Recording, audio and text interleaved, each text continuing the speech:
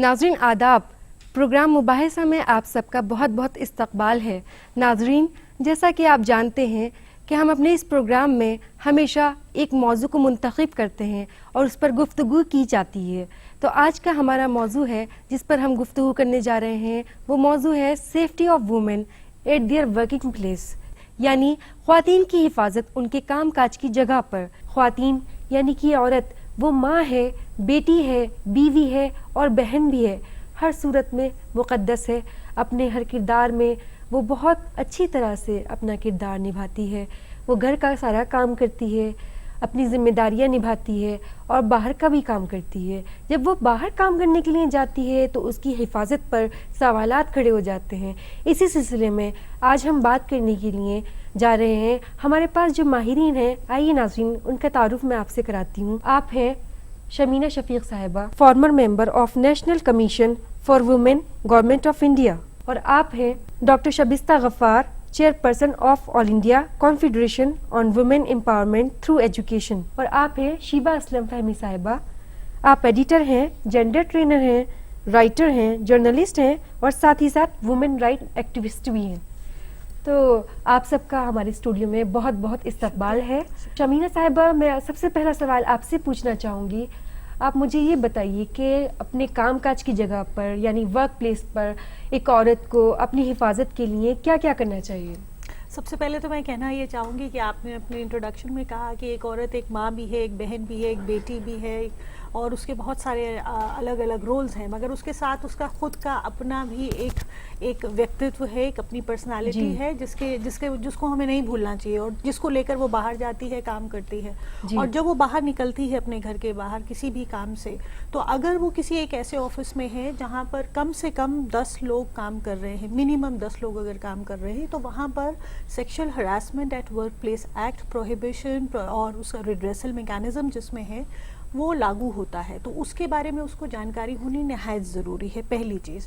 दूसरी चीज़, अगर वो किसी ऐसी जगह पर जाती है, मान लीजिए वो डोमेस्टिक वर्कर है, किसी घरेलू काम से अकेले जाती है, एक ऑफिस है जहाँ वो अकेले काम करती है, तो ऐसे को लेकर वहाँ पर एक हर डिस्ट्रिक्ट में, हर ज़िले में एक कमेटी बनी हुई है, लोकल कंप्लेंट कमेटी, जो जिसमें जाकर वो अपनी किसी भी शिकायत को दर्ज करा सकती है। मगर इन सबसे परे जो बहुत ज़रूरी है, चाहे कितने भी कानून हो, चाहे कितनी भी मैकेनिज्म हो उस औरत को सेफ्टी देने के लिए, उसको चाहिए है कि वो अपनी सिक्योरिटी, अपनी हिफाजत खुद जिस तरह से कर सकती हो, प्रिकॉशंस ले सकती हो, वो जरूर ले। जी डॉक्टर शबिस्ता, आपसे इसी सिलसिले में पूछना चाहूँगी, जैसे कि शमीना साहिबा ने कहा कि वो अपनी हिफाजत के लिए खुद भी कुछ इक़दामात उठा सकती है, अपने आप को महफूज कर सकती है, तो आप मुझे ये बताइए कि वो किस तरह से और क्या करे जिसकी वजह से वो महफूज रहे, उसकी हिफाजत के ऊपर सवाल खड़े ना हो और उसके घर वाले भी उसे मुतमईन करके बाहर भेज सके काम करने के लिए। देखिए, जैसे शमीना जी ने कहा कि औरत का अपना एक वजूद होता है और वो अगर बाहर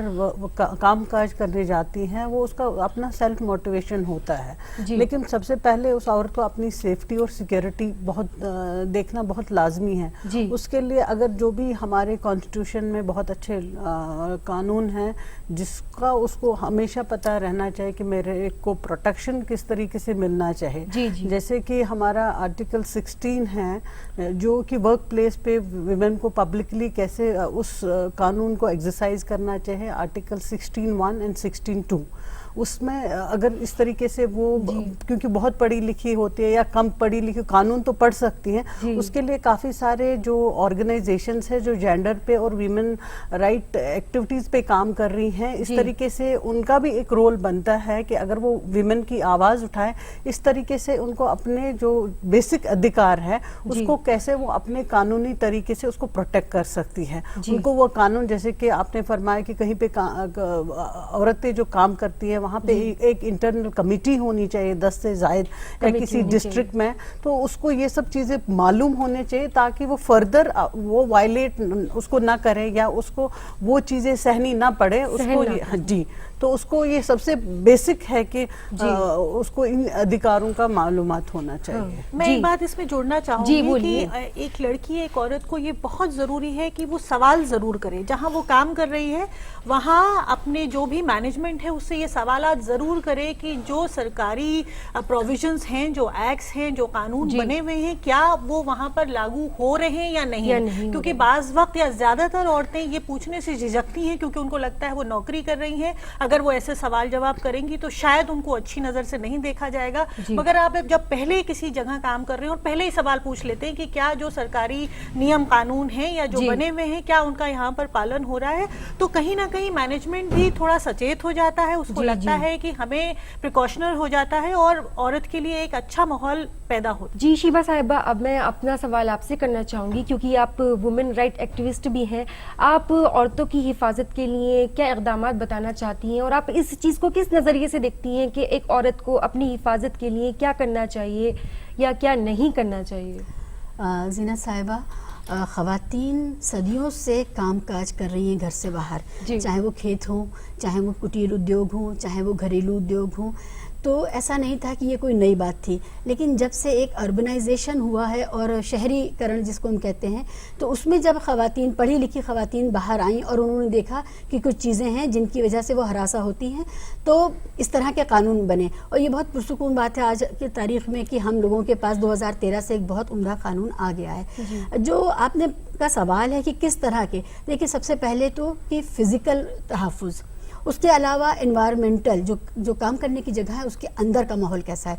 तीसरा ऑर्गेनाइजेशनल, वो जो दफ्तर है या वो जो फैक्ट्री है या वो जो भी जगह है उसमें ऑर्गेनाइजेशन के अंदर क्या क्या इक़दाम लिए गए हैं। और चौथा है एजुकेशनल, कि जो और जिस भी ऑर्गेनाइजेशन में वो जाती हैं वहाँ पर जो भी काम करने वाले मर्द और औरत हैं उन दोनों को इस बारे में क्या सही तरीके से एजुकेट भी किया जा रहा है कि कानून क्या कहता है और कानून किस तरह से लागू किया जाता है। किसी दुनिया के देशों में जिसका हम भी हिस्सा हैं उसमें कानून बनना और कानून का नाफिज होना, लागू होना, इसके बीच में जो गैप आता है वो गैप बहुत बड़ा गैप है।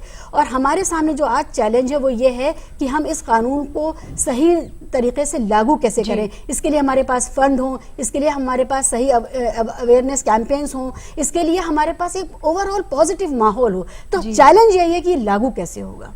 जी शमीना साहिबा, मैं आपसे एक बात पूछना चाहूँगी कि जब औरत एक काम करने के लिए जाती है, किसी ऑफिस में जाती है या फिर किसी खेत में जाती है, चाहे वो अर्बन प्लेस की औरत हो या फिर रूरल प्लेस की औरत हो, तो वो इस तरह से माहौल चाहती है कि जो उसका तहफ़्फ़ुज़ करने वाला हो, जो बॉस हो उसका, वो मेल हो।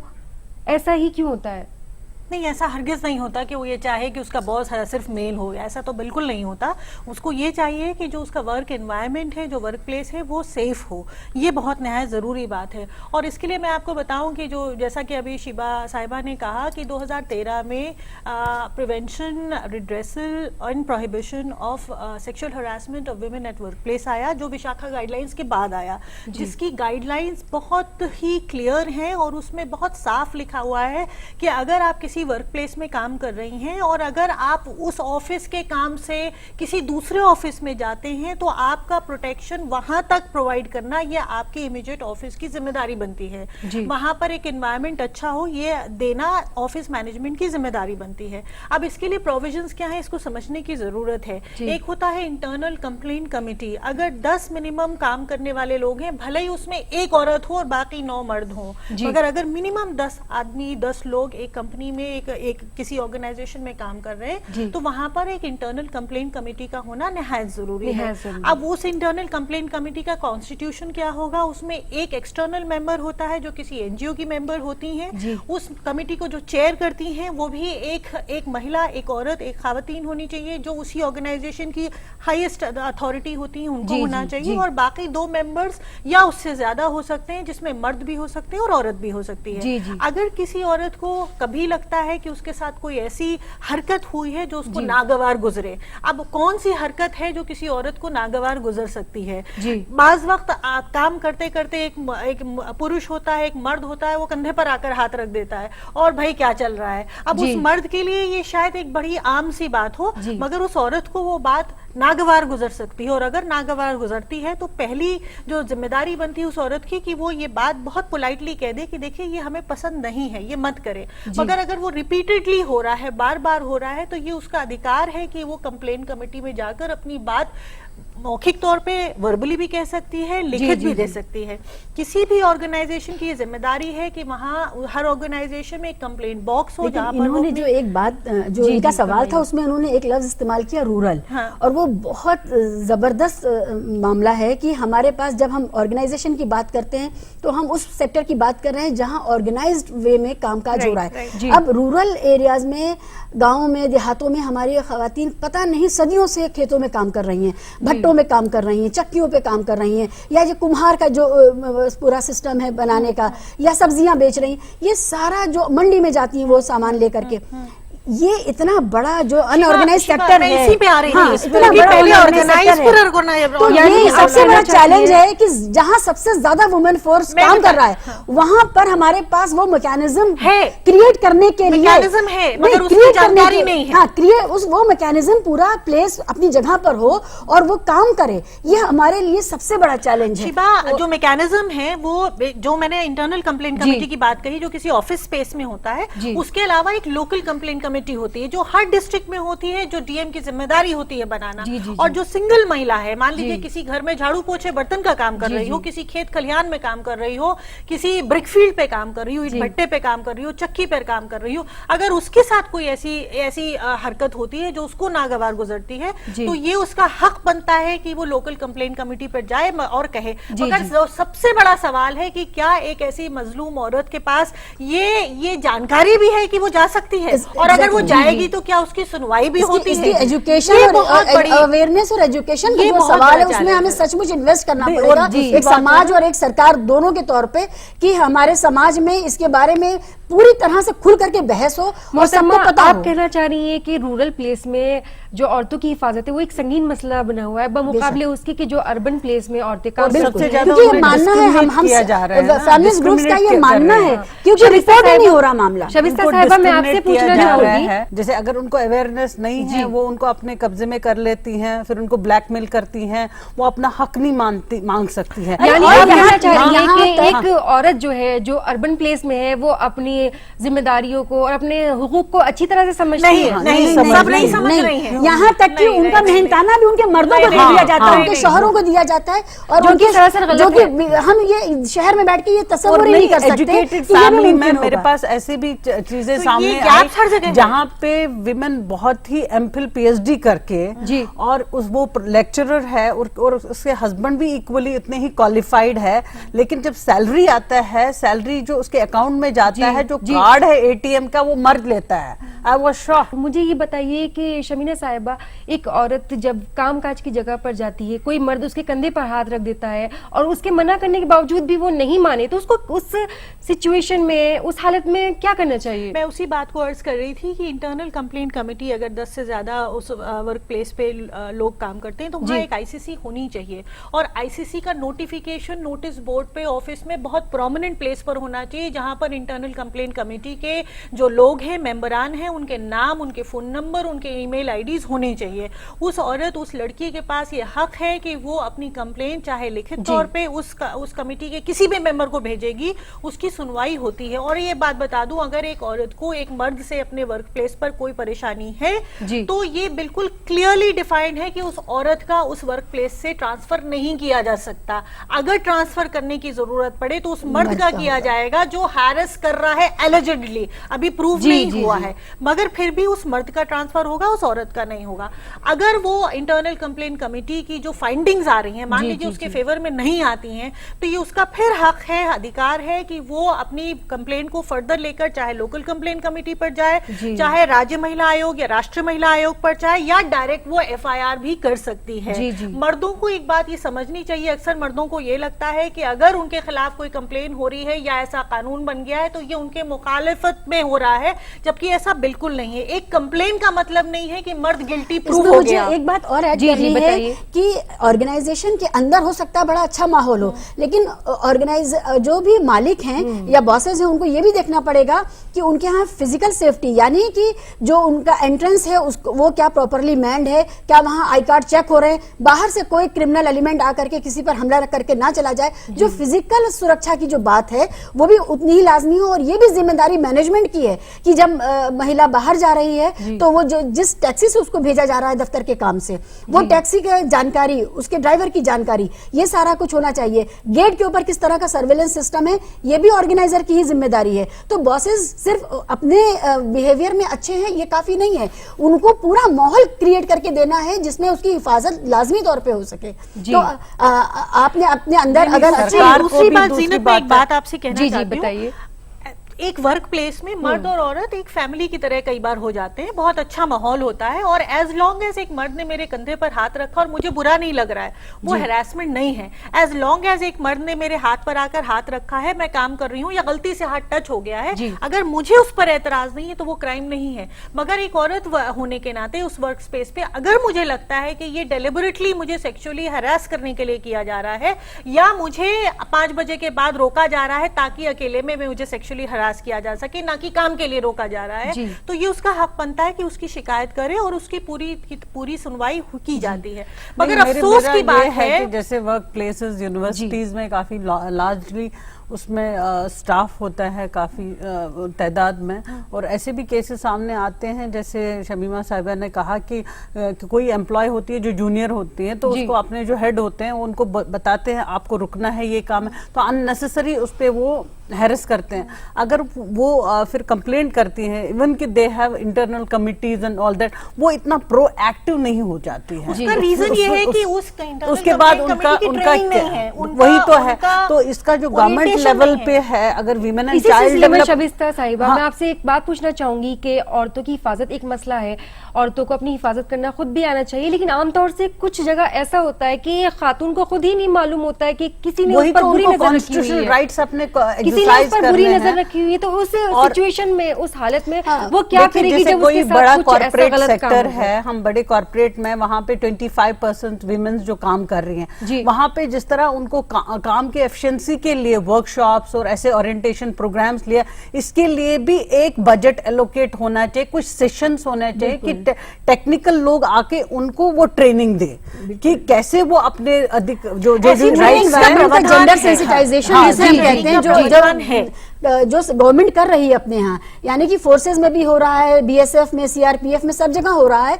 तो ये जो जेंडर सेंसिटाइजेशन की जो ट्रेनिंग्स होती हैं ये बहुत लाजमी हैं, और ये जब होती हैं और सब लोग बैठ करके इस बात को समझते हैं कि what is dirty touch and what is healthy touch, what is dirty gauge and what is healthy gauge, इसका फर्क समझने के लिए जो ट्रेनिंग्स होती हैं और जो सेंसिटाइजेशन प्रोग्राम्स होते हैं उनका बहुत बड़ा रोल होता है। और इससे बहुत सारे जो मर्दों की में भी ये ख्यालात पैदा हो रहे हैं कि ये सारे कानून हमारे खिलाफ बनाए जा रहे हैं, तो वो भी एड्रेस हो जाता है। इसी सिलसिले में मैं आपसे पूछना चाहूंगी कि ये जो ट्रेनिंग दी जाती है, अगर हर खातून से ना लेना चाहे वो ट्रेनिंग, नहीं, वो मैंडेटरी है, और सिर्फ खातून नहीं, मर्द और औरत, मर्दों के लिए भी वो उतना ही लाज़मी है। शमीना साहिबा, मैं आपसे एक सवाल पूछना चाहूंगी कि खातून की हिफाजत एक मसला है, लेकिन अगर खातून की हिफाजत भी हो और वो उसको अगेंस्ट इस्तेमाल कर रही हो, यानी कि वो किसी मर्द को बदनाम करने पर तुली हुई हो, तब इस सिचुएशन में क्या करना चाहिए? बहुत अनफॉर्चुनेट है कि एक जनरलाइजेशन हो रहा है जहां पर ये कहा जाता है कि नहीं साहब, औरतें तो अपने जो कानून उनको मिलेंगे उसका वो मिसयूज कर रही हैं। बहुत मिनिस्क्यूल परसेंटेज है जहां पर औरतें बेशक उसका मिसयूज कर रही हैं, मगर उनको ये पता होना चाहिए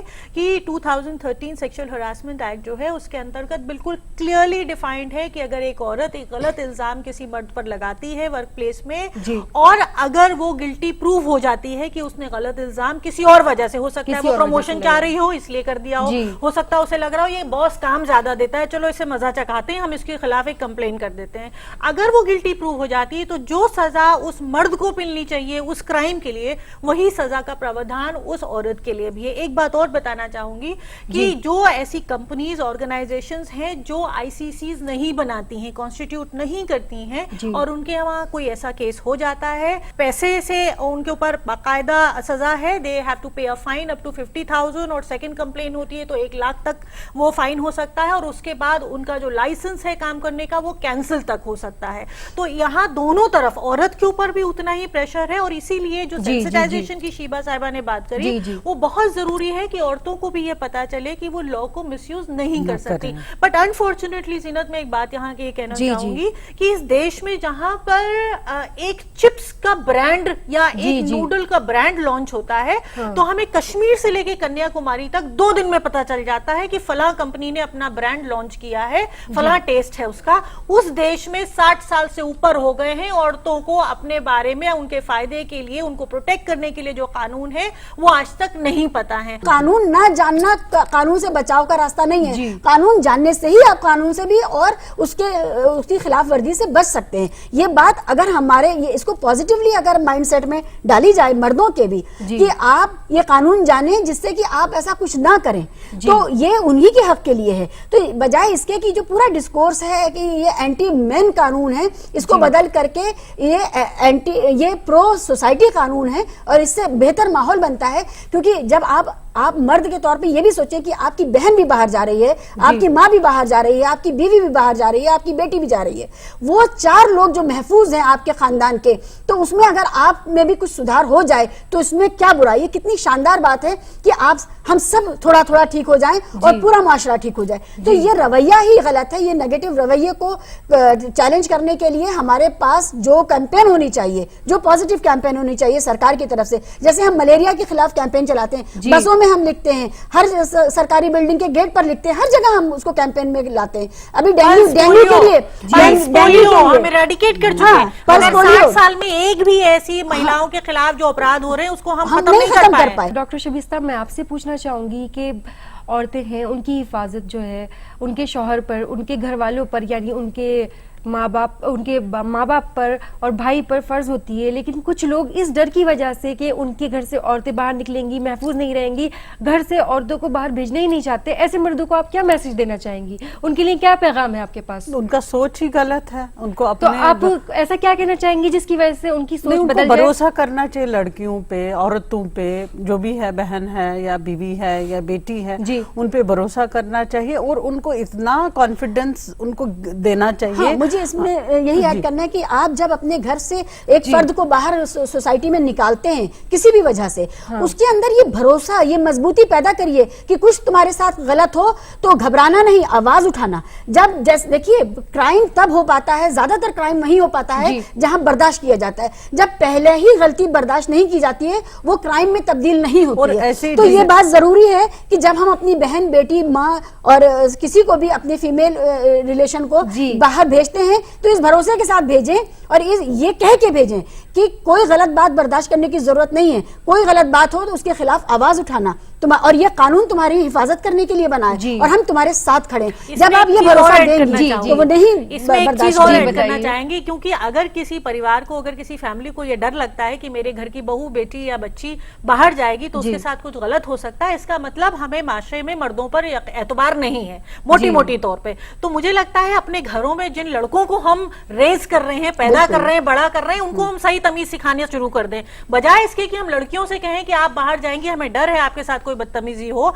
अगर हम सब अपने घरों में जो मर्द हैं उनको तमीज सिखाना शुरू कर दें तो मुझे लगता है डर नहीं होगा कि औरतें बाहर जाएं। तो बजाय इसके कि आप उन लोगों को रोक रहे हैं, आधी आबादी को आप रोक रहे हैं कि आप बाहर ना जाइए। और मुझे एक बात खवातीन से भी ये इस जरिए अपील करनी है आज के प्रोग्राम के जरिए कि जब आपके खिलाफ कुछ भी बाहर ऐसा होता है जिसको आप जिनसे आप हिरासानी कहते हैं, तो आप उसको अपने घर में आकर के अपने घर के मेन जो मर्द मेंबर्स हैं उनसे, उनके सामने जिक्र करिए। जब आप उनके सामने वो जिक्र करेंगे तो वो खुद अपने गिरेबान में झांकेंगे कि कहीं हम भी तो ये कहीं नहीं कर रहे हैं, ऐसा तो नहीं जो मेरी बहन या मेरी बेटी बाहर बर्दाश्त कर रही है, कहीं किसी और की बेटी हमसे बर्दाश्त कर रही है। तो जब आप उसका जिक्र करते हैं तो एक माहौल बनता है उसके खिलाफ, तो उसको छुपाइए नहीं, उसको विस्पर्स में बात मत करिए, फुसफुसाहट में बात मत करिए, सिर्फ माँ को मत बताइए, अपने पिता को भी बताइए, शौहर को भी बताइए और भाई को भी बताइए। तो मैं आपसे इस सिलसिले में जानना चाहूंगी कि ख्वातीन की जिनसी हिरासानी के खिलाफ कुछ कानून बने हैं या बनाए जाएंगे या फिर बनाने चाहिए? कानून तो बना हुआ है, बना हुआ है, सेक्शन उसका दोस्तों मैं हरासमेंट चाहूंगी कि वर्कप्लेस आप आम ख्वातीन को वो कानून के बारे में वो बताएं। थ्रू टेलीविजन, देखिए, थ्रू पॉलिसी जो है हमारी जी। गवर्नमेंट ऑफ इंडिया की, जैसे अलग अलग मिनिस्ट्रीज है, एजुकेशन बहुत बड़ा डिपार्टमेंट है, एचआरडी है, जी। इस तरीके से कोई फंड एलोकेशन रखें जिसमें इस तरीके से उन डिपार्टमेंट्स में, उन वर्क प्लेसेस पे उस तरीके से उनको अवेयरनेस दी जाए, ये कमिटीज बने और उसमें दोनों हर मिनिस्ट्री और हर शोबे में बहुत जरूरी दोनों चीज में। जो लोगों को जानने की जरूरत है वो ये है कि अगर आप पूछ रही हैं कि क्या क्या चीजें गलत मानी जाती हैं इन टर्म्स ऑफ जी, सेक्सुअल जी। हरासमेंट एंड वर्क प्लेस, किसी को गलत निगाह से टच करना किसी औरत को, और ये औरत को बखूबी पता होता है कि उसको गलत नजरिए से कब टच किया जा रहा है, जी, जी। या किसी को गलत नजरिए से बार बार अपने कैबिन में बुलाना, जी, जी। और जब आप उससे बात कर रहे हैं तो बजाय उसके चेहरे की तरफ देखने के आपकी नजरें और पूरी जगह घूम रही हैं, वो जी, औरत को जी। फौरन पता चलता है। अगर वो कंप्लेन करना चाहे तो वो कर सकती है। दूसरी चीज, सेक्सुअली मोटिवेटेड एसएमएसेस भेजना, ऐसी चीजें फॉरवर्ड करना जो एक औरत जो को कि गलत हो। अनकंफर्टेबल करती हैं, जी। या उसके कंप्यूटर स्क्रीन पे कुछ ऐसा भेजना, कोई ऐसी ईमेल भेजना जी। जो उसको पर्सनली कंफर्टेबल ना रखे, जी। या फिर उसको कोई ऐसे पोर्नोग्राफिक मटेरियल दिखाना, मैगजीन कोई ऐसी सामने लाकर रख देना इंटेंशनली। अगर वो औरत उससे मतलब इत्तेफाक नहीं रखती जी, तो जी। उसके ऊपर पूरा हक है कि वो ये कंप्लेन कर सकती है, या फिर पॉइंट ऑफ काम करने के लिहाज से उस औरत को किसी बाहर जगह पर बुलाना और उसके साथ किसी गलत तरह की हरकत करना। तो ये सारी चीजें क्राइम हैं। एक औरत उस बात के लिए आवाज, और खास तौर से मैं एक बात और कहना चाहती हूँ, मर्दों को ये समझ लेना चाहिए कि अगर एक औरत ना कहती है तो उसका मतलब ना होता है। जी। एक औरत एक उतनी ही इंसान है जितने मर्द हैं। जी। अगर वो किसी बात को पहली मर्तबा मना करती है, इसका मतलब no, no means no. No ये को- बात नो मर्दों को को कबूल समझनी करना चाहिए। शुरू जी जी करें। जी। आप सब लोग हमारे स्टूडियो में आए और हमें अपने ज़र्री ख़यालातों से नवाजा, हमारे नाज़रीन को औरतों की हिफाजत के लिए कई इक़दामात बताए, उसके लिए आप सबका बहुत बहुत शुक्रिया। नाज़रीन, उम्मीद है कि आपको आज का हमारा प्रोग्राम बहुत पसंद आया होगा। इसी उम्मीद के साथ मैं आपसे रुख्सत की इजाज़त चाहूँगी, लेकिन इस वादे के साथ कि हम एक बार फिर लेकर हाजिर होंगे प्रोग्राम मुबाहिसा। खुदा हाफिज़।